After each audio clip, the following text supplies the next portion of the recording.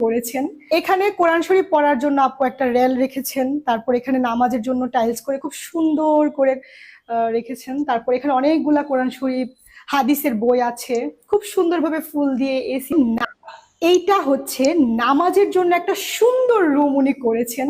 এখানে কোরআন শরীফ পড়ার জন্য আপু একটা রেল রেখেছেন, তারপর এখানে নামাজের জন্য টাইলস করে খুব সুন্দর করে রেখেছেন। তারপর এখানে অনেকগুলা কোরআন শরীফ, হাদিসের বই আছে, খুব সুন্দরভাবে ফুল দিয়ে এসি দিয়ে খুব সুন্দর করে লাইটিং করে সাজিয়েছেন।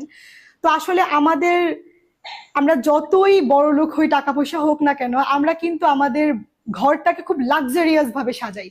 কিন্তু আমি আমার এই এত বছর জীবনে কখনো কাউকে দেখিনি যে নিজেদের বাসায় এরকম সুন্দর একটা নামাজের রুম করতে।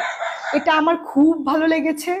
যদি কখনো আমার টাকা পয়সা হয়, আমি যদি কখনো বাড়িঘর করি, অবশ্যই আমি এই জিনিসটা করব।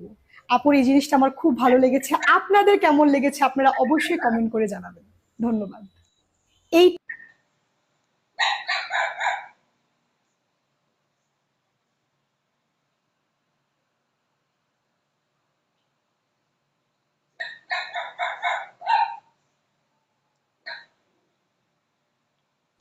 এইটা হচ্ছে নামাজের জন্য একটা সুন্দর রুম উনি